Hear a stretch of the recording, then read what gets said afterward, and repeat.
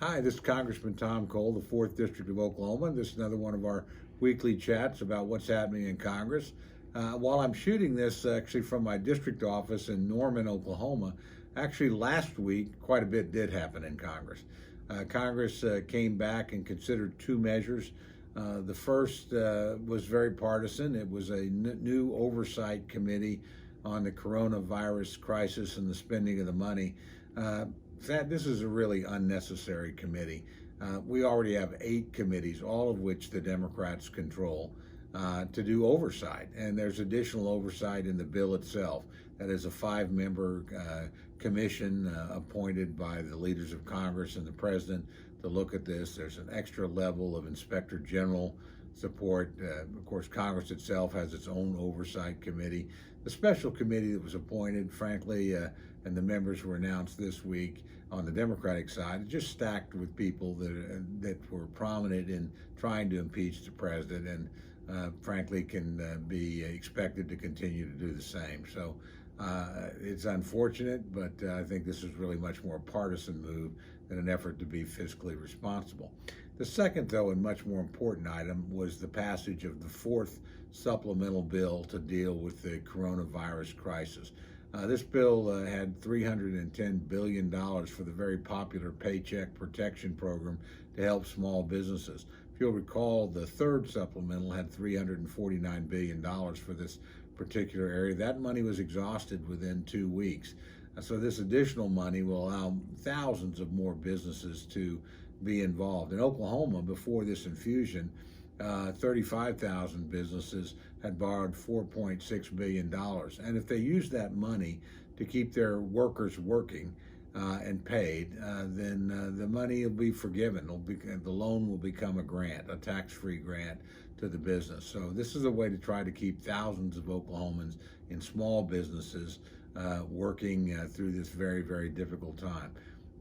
In addition to that, there was some debate over other areas, and so some other things were added. An additional $75 billion for hospitals. I think that's needed.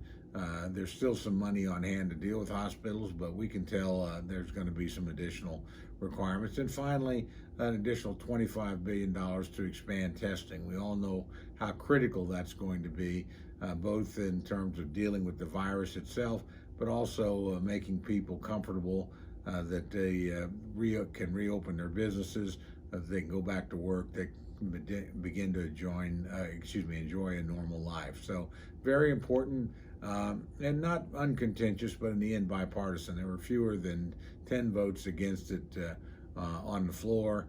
It passed unanimously in the United States Senate. So again, surprisingly, a great deal of cooperation.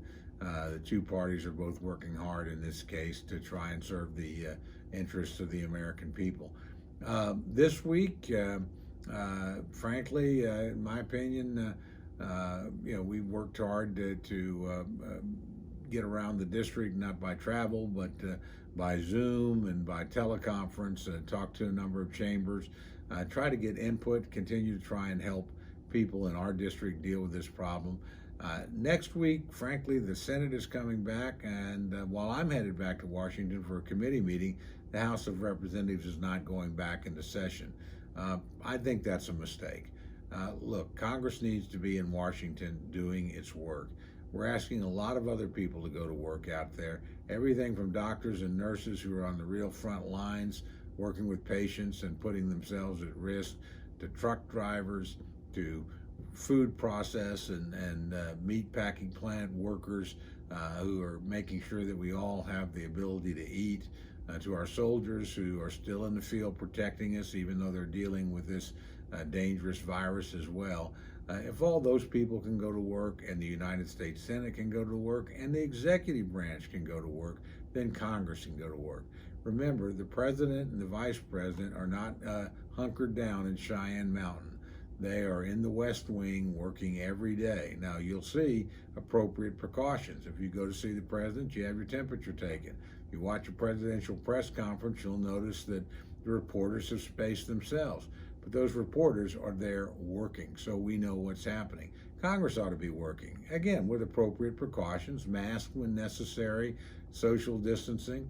We're going to have to limit visits to the United States Capitol for a while, and certainly much of the staff will be teleworking or telecommuting, as it's commonly called. But members of Congress need to be able to be in Washington, D.C. to get their work done. And if they want to be leaders, they need to lead. So I would hope that we go back into session soon and that we work on the pressing problems facing the American people. And that's first and foremost getting our economy started again and pushing ahead to make sure that we develop the therapeutics and ultimately the vaccine to deal with and defeat the coronavirus.